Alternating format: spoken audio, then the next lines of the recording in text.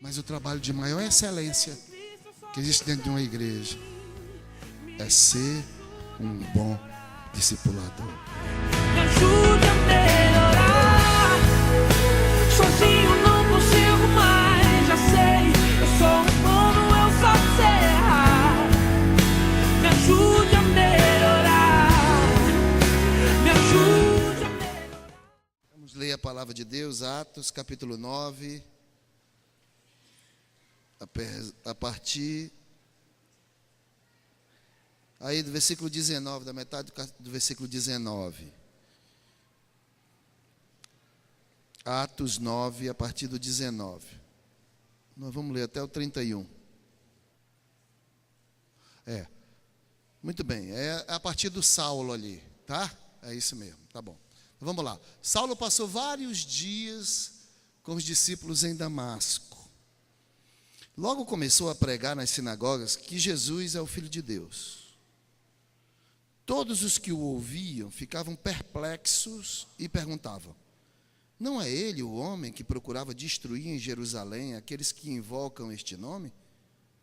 E não veio para cá justamente para levá-los presos e aos chefes dos sacerdotes? Todavia, Saulo se fortalecia cada vez mais e confundia os judeus que viviam em Damasco, demonstrando que Jesus é o Cristo. Decorridos muitos dias, os judeus decidiram de comum acordo matá-lo, mas Saulo ficou sabendo do plano deles. Dia e noite eles vigiavam as portas da cidade a fim de matá-lo, mas os seus discípulos o levaram de noite e o fizeram descer no cesto através de uma abertura na muralha. Quando chegou a Jerusalém, tentou reunir-se aos discípulos, mas todos estavam com medo dele, não acreditando que fosse realmente um discípulo. Vamos ler o 27 juntos? Por favor. Então, Barnabé, diga Barnabé, o levou aos apóstolos e lhes contou como, no caminho, Saulo vira o Senhor que lhe falara e como em Damasco ele havia pregado corajosamente em nome de Jesus. Muito bem. Assim, Saulo ficou com eles e andava com liberdade em Jerusalém, pregando corajosamente em nome do Senhor. Falava e discutia com os judeus de fala grega, mas estes tentavam matá-lo. Sabendo disso, os irmãos o levaram para Cesareia e o enviaram para Tarso. A igreja passava por um período de paz em toda a Judéia, Galiléia e Samaria. Ela se edificava e, encorajada pelo Espírito Santo, crescia em número, vivendo no temor do Senhor. Amém? Graças a Deus pela sua palavra. Pode sentar, querido. Muito bem, amados. Quero falar hoje sobre a importância de um bom discipulador. Você pode falar para o seu irmão que está do seu lado o tema dessa mensagem? A importância. Fala para 3 pessoas, vai lá.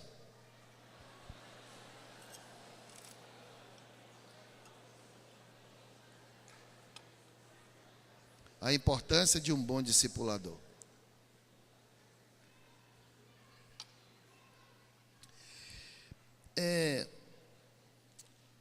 Saulo tinha acabado de se converter.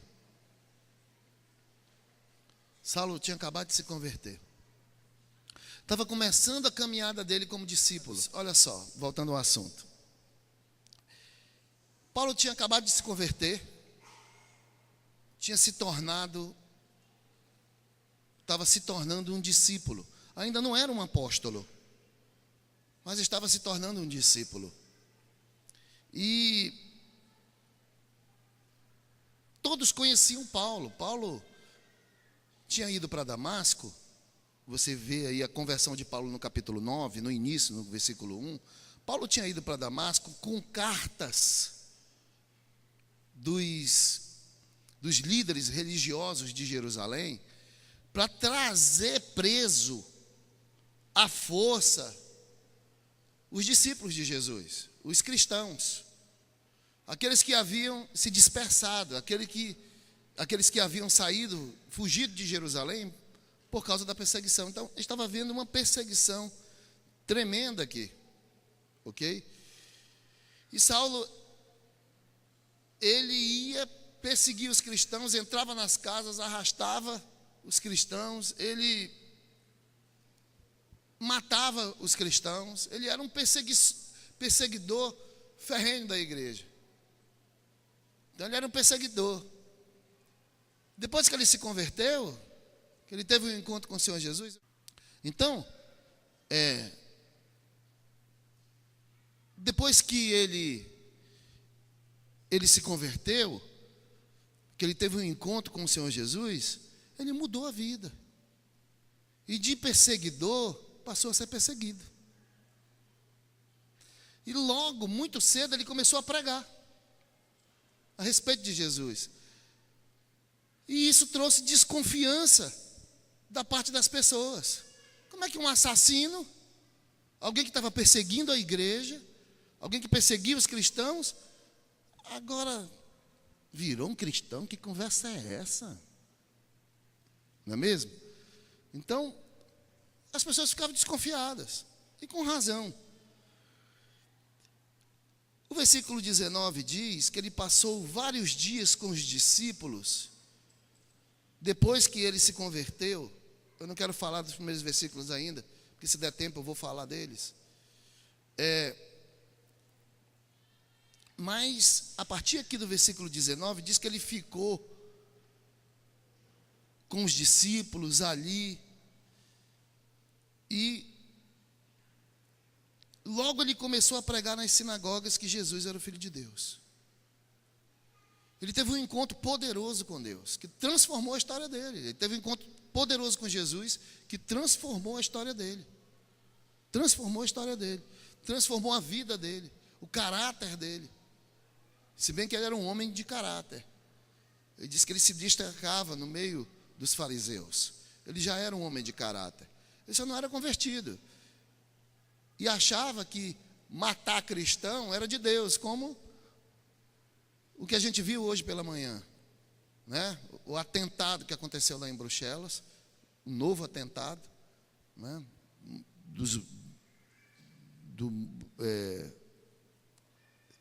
Como é que é, do grupo muçulmano, o Estado Islâmico, que são radicais, acham que matar cristão é a salvação, e estão agradando a Deus por isso. Não era diferente. Não era diferente. Se existisse bomba, eu acho que Paulo tinha se metido no meio dos cristãos e tinha explodido, porque ele era muito zeloso. Jesus se manifestou, e eu creio que Jesus pode se manifestar para essa gente. Amém, querido? Eu não estou orando para que Deus os destrua, não. Eu quero que Deus salve o Lula. Eu quero que o Senhor Jesus se manifeste para Dilma. Eu quero que Jesus se manifeste para o Estado Islâmico, porque estão matando gente inocente. Isso não agrada ao Senhor. Amém, queridos? Então Paulo, se fosse hoje, ele ia ser do Estado Islâmico, radical. E de repente há uma transformação, que coisa maravilhosa. Ele tem um encontro com Jesus e modifica a vida dele. E agora o cara começa a pregar e dizer: Jesus é o Filho de Deus. Jesus é o Filho de Deus. E aquele que era perseguidor passa a ser perseguido então. E ele começa a falar, a pregar, e isso causou uma confusão, mais ainda do que já estava. Porque aí os judeus começaram a perseguir, não é? Todo mundo começou a perseguir, e aqui até os gregos, diz aqui que até os gregos começaram a matar esse cabra. A gente vê aqui que ele fugiu, ele descobriu que queriam matar, ele fugiu por uma brecha do muro, desceram ele dentro de um cesto, para ele poder fugir de Damasco, foi embora, fugiu e foi embora para Jerusalém. Quando chegou em Jerusalém, começou a pregar de novo, aí os judeus dizem assim: rapaz, esse cara aqui está doido, o cara não vira casaca, vamos matar esse cara. Aí ele corre para a igreja. Quando ele corre para a igreja também estava desconfiada dele, com razão. Ele perseguia a igreja, e os caras dizem assim: o quê? Ele está pregando que Jesus... Que conversa é essa, meu irmão? Então, queridos, a gente vê então que entra a figura do discipulador. Aí entra a figura de Barnabé. Aí Barnabé entra. Barnabé quer dizer filho da consolação. Filho da consolação. Barnabé. A palavra é derivada, consolação, é derivada de uma palavra com relação ao Espírito Santo. O Espírito Santo é o Consolador. No original, Parácletos. Alguns dizem Paracletos, Paracletos, que quer dizer aquele que está ao lado. Aquele que está ao lado para consolar, aquele que está ao lado, andar junto. Isso quer dizer Espírito Santo. Então veja, querido, o nome Barnabé, filho da consolação, tem a ver com a questão do Espírito Santo, o Consolador. Então veja o nome desse homem, filho da consolação. E o que ele faz então? Ele defende Paulo.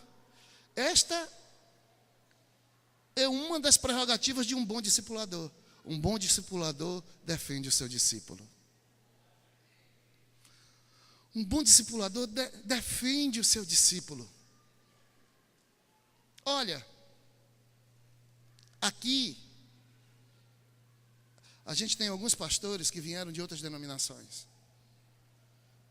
Quando alguns líderes vêm de outras denominações, eles chegam aqui e zeram a vida deles.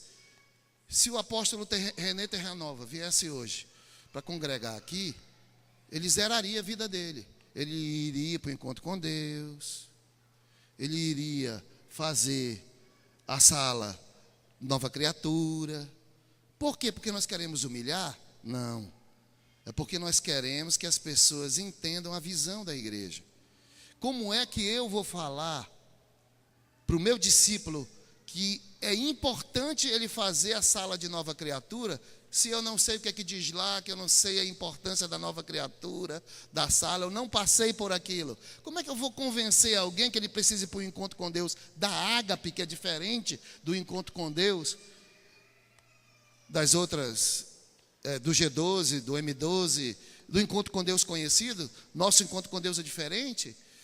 Como é que nós vamos convencer que o novo discípulo que está chegando tem que ir, se eu nunca fui, eu não sei do que... Quem está entendendo aqui?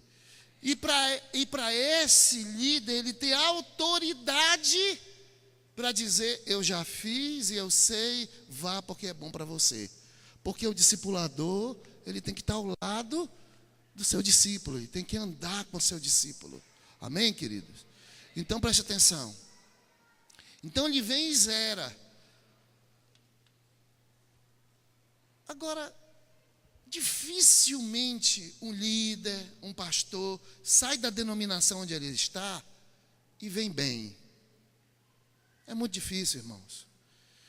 Ele vem sempre machucado com o seu pastor também está machucado com ele. Por mais que diga que vai na bênção, e existe pastor que diz, a gente liga, né? A gente liga aqui para saber, para falar com o pastor. E a gente liga para saber se ele está debaixo de bênção. Se ele não tiver, a gente manda ele de volta.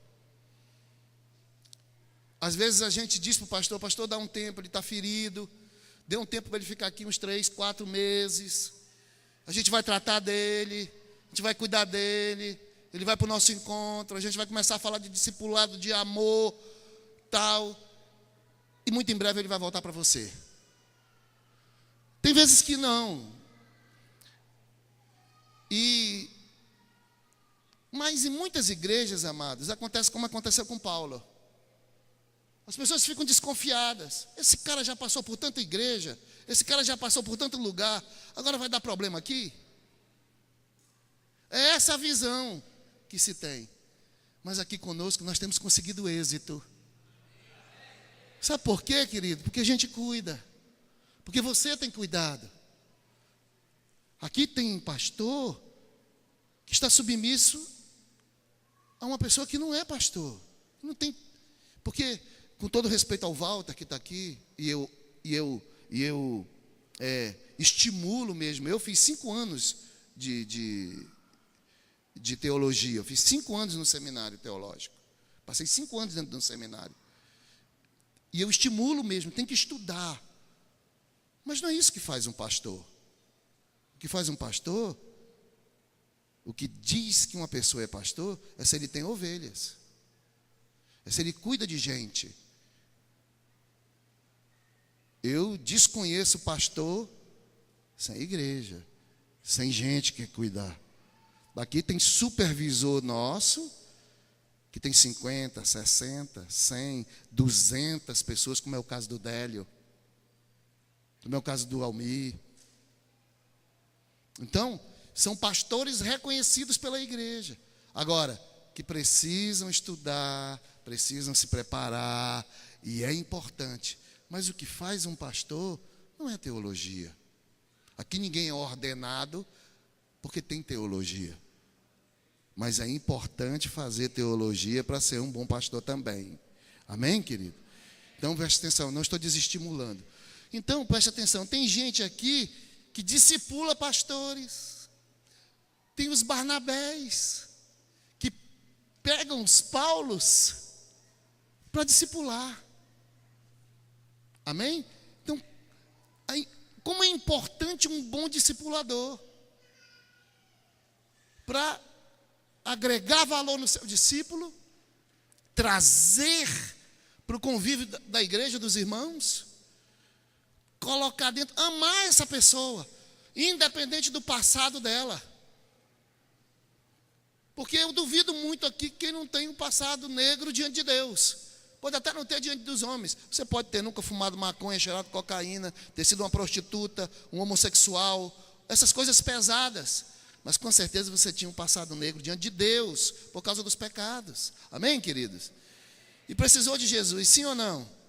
Ai, como foi bom a gente ser acolhido no lugar, não foi? Então, querido, um bom discipulador tem essa característica.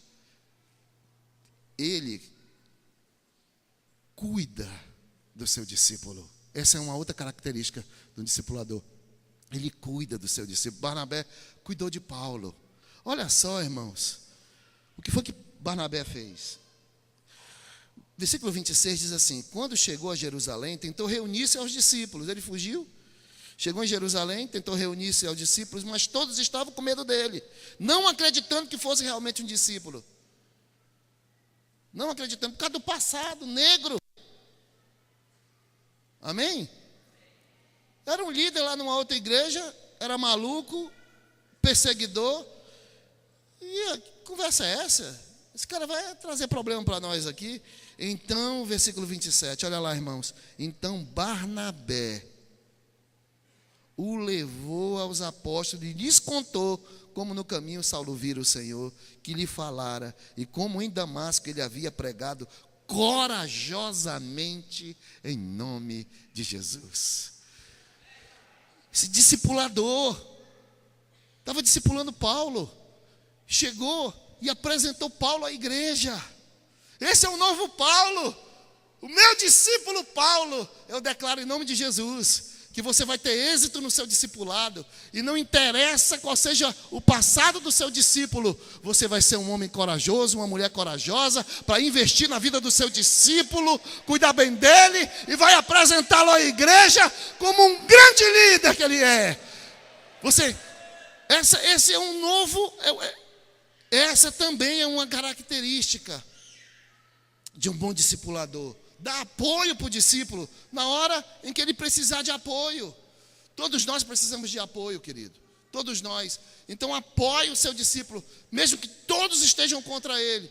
Não desista dele. Apoie ele. Invista nele. Porque você de repente pode ter um Paulo nas mãos e não sabe. Amém, querido? Olha, depois de Jesus Cristo, depois do Espírito Santo, depois de Deus Pai, de Jesus Cristo, o Espírito Santo, Paulo é o homem mais importante do Novo Testamento. Escreveu as cartas doutrinárias da igreja. Foi Paulo que escreveu, irmãos. A partir de Atos, a gente começa a ver as cartas paulinas. A gente começa a ver a ação do Espírito Santo na vida de Paulo. Amém, queridos? De repente, você pode ter um Paulo na mão e pode estar desanimado com ele, pode estar achando que ele dá trabalho demais. Esse cara veio e foi para infernizar minha vida. Essa mulherzinha aí veio e foi, ô mulherzinha abençoada da língua grande. Rapaz, a gente fala, ensina, mas parece que entra por aqui, sai por aqui. Eu quero te incentivar a não desistir do teu discípulo. Invista tempo na vida do seu discípulo. Essa também é uma característica de um bom discipulador. Ele investe tempo nos seus discípulos. Ele investe tempo. Ele também dá tempo ao tempo para que haja mudança, para que haja reconhecimento das pessoas de que houve uma mudança. E ele vai lutar com seu discípulo para que haja uma mudança também de caráter. Não é? Amém, querido? Você está entendendo, sim ou não?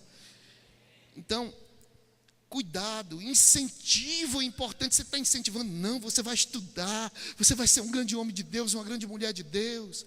O Walter e a equipe dele aqui do CETEL estão aqui porque nós queremos investir na sua vida, porque nós queremos que você cresça mais ainda.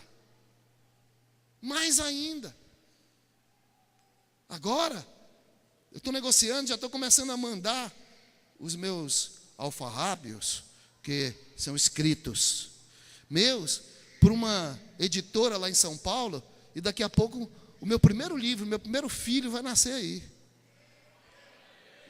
Livro. Porque Deus tem nos respaldado nessa área de liderança, de treinamento de líderes.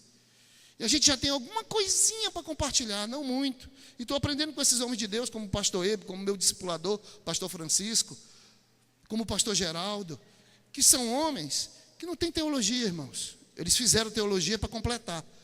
Mas antes disso, eles já eram um sucesso. Sabe por quê? Porque começaram a amar gente, a investir em gente.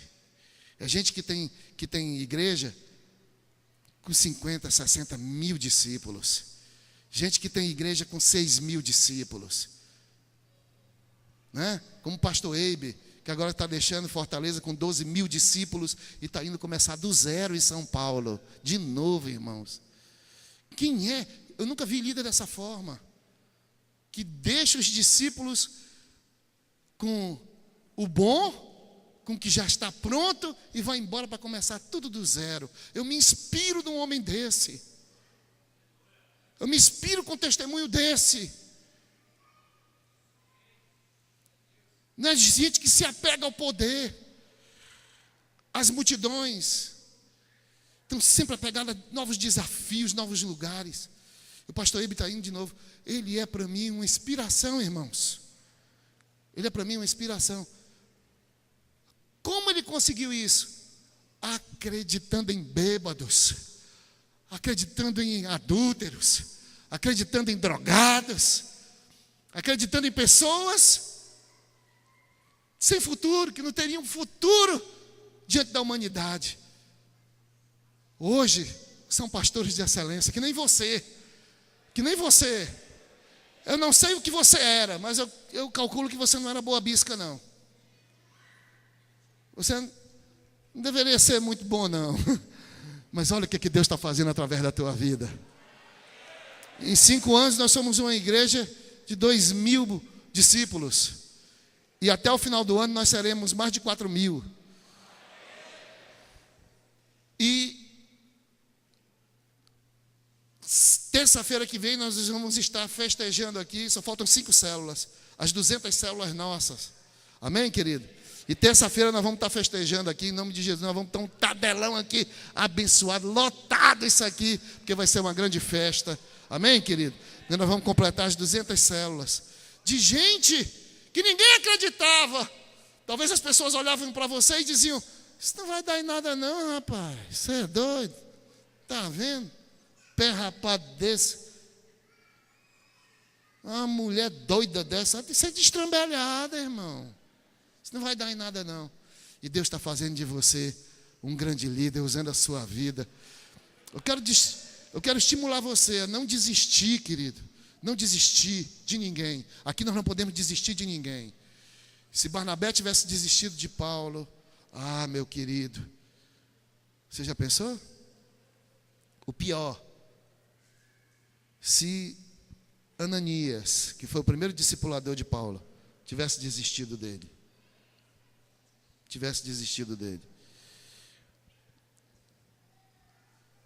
Quando Paulo se converteu, ele ia para Damasco para trazer cativo os cristãos.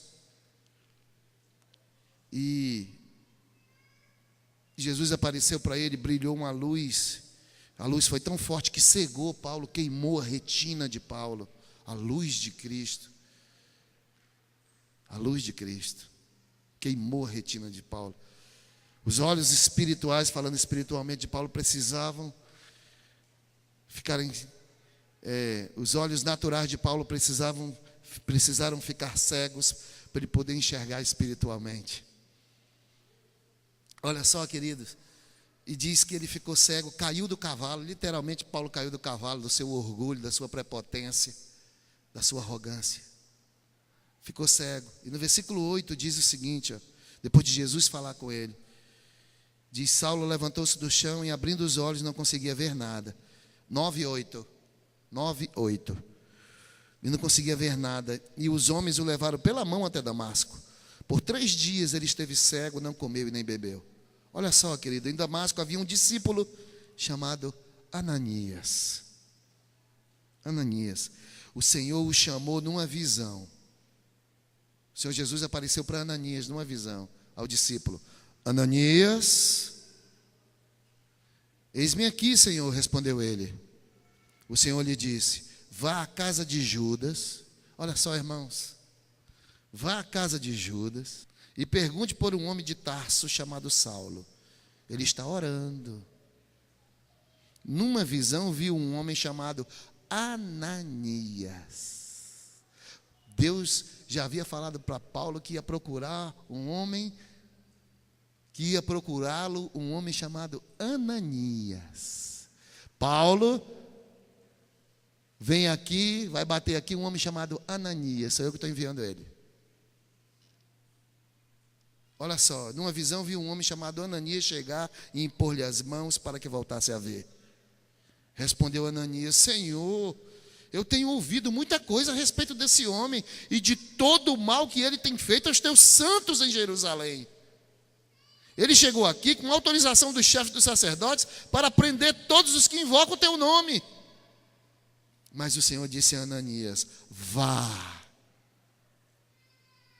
Este homem é meu instrumento escolhido para levar o meu nome perante os gentios e seus reis e perante o povo de Israel. Mostrarei a ele o quanto deve sofrer pelo meu nome. E é você que vai dar essa notícia para ele, meu filho. Rapaz, eu fico imaginando que Ananias deve ter dito: o cabra é assassino, eu vou dizer para ele que ele vai sofrer por ti. Eu vou colocar a mão na cabeça desse cabra para ele receber o Espírito Santo, para ele voltar a ver, acontecer um milagre. Você pode imaginar como é que ficou Ananias? Sim ou não? Pode nada, porque ele não ficou assim não, irmão. Ele não ficou assim não. Ele estava com medo. Mas depois que ele entendeu, Sarabassure Cantaramanave, que o discípulo dele seria um grande homem de Deus, ele foi. Sabe qual tem que ser o teu prazer? Fazer com que teu discípulo, a tua discípula, seja um grande homem e uma grande mulher de Deus.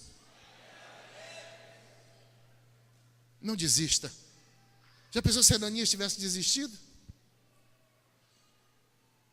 Nós não teríamos Paulo. Era ele, era Ananias que ia ser usado. Presta atenção, querido. Deus está dizendo para você hoje: vai e cuida bem das minhas ovelhas. Vá e cuide bem daqueles que eu estou colocando na tua mão.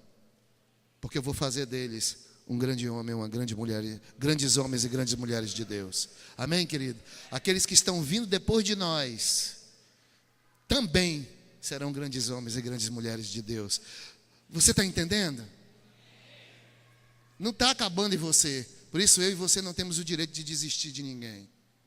Todos que entrarem por aquela porta, todos que entrarem na tua célula, devem ser discipulados e cuidados, porque é Deus que está nos enviando. Em Atos 2, 47, diz assim, ó: e o Senhor lhes acrescentava diariamente os que iam sendo salvos. Quem é que acrescenta diariamente os nossos discípulos? Então nós temos direito de desistir deles? Não, esse cabo aí, rapaz, não serve para nada não, irmão. Deus me livre, ele já criou problema ali, lá na Assembleia de Deus, lá no Senhor, eu parar aqui só para perturbar. De repente ele pode ser um Paulo, irmão. Nós não temos o direito de desistir deles. Quem está entendendo? Rapaz, isso aí era traficante lá perto de casa. Isso era traficante. Eu tenho a notícia de que ele já matou um bocado. E ele veio aqui para a célula. Meu líder. Então você, gente, fecha essa porta, não deixa ele entrar não. Diga misericórdia. Ele vai se transformar num grande homem de Deus, amém, querido? Pelo amor de Deus, essa mulher entrando aqui, isso é a maior piriguete, uma irmã diz para outra na célula. Isso é a maior piriguete. Vamos botar essa bicha para correr daqui, senão ela vai tomar os nossos maridos.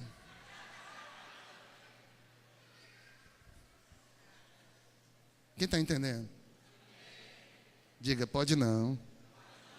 Olha para o teu irmão que está até lá e diz assim: nós não vamos desistir de ninguém. Diz: os nossos discípulos são grandes homens e grandes mulheres de Deus. E nós vamos investir neles. Amém, querido? Para terminar aqui, vamos só terminar de ler. Então o Senhor disse a Ananias, versículo 15, 9 e 15: vá, este homem é o meu instrumento. 16, eu mostrarei o quanto ele deve sofrer pelo meu nome. 17, então Ananias disse: eu vou nada. Foi isso? Ele disse, então Ananias foi, entrou na casa, pôs as mãos sobre Saulo e disse: assassino Saulo. Foi isso? O que foi que ele disse? Rapaz, o cara foi logo, foi profetizando, ó. Irmão Saulo, o meu pai me disse que te ama. E se ele te ama, tu também é filho. E se eu sou filho, tu é meu irmão. Irmão Saulo. Irmão Saulo. Que maravilha, querido. Eu fico imaginando, quando esse amado falou isso, Saulo deve ter já começado a ficar curado, só da palavra. Porque começou a cura pela alma de Saulo. Ele disse: irmão Saulo, não é? O Senhor Jesus, que lhe apareceu no caminho por onde você vinha, enviou-me para que você volte a ver e seja cheio do Espírito Santo. Nós somos instrumentos de Deus como discipuladores para abrir as vistas daqueles que não querem ver, mostrar Jesus para eles e impor as mãos sobre eles, orar por eles e fazer com que eles sejam cheios do Espírito Santo. Amém, queridos? E eles vão ser grandes homens e mulheres de Deus. Grandes homens e mulheres de Deus. Imediatamente, algo como escamas caiu dos olhos de Saulo e ele passou a ver novamente, agora com olhos espirituais. Levantando-se, foi batizado e depois de comer, recuperou as forças. E Saulo passou vários dias com os discípulos em Damasco, aí dá continuidade, e logo começou a pregar. Preste atenção, querido.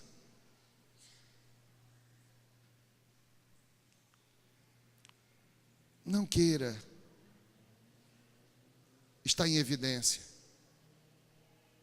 ser o maior pregador dessa terra, ser a maior pregadora dessa terra. Está em evidência, isso são para alguns.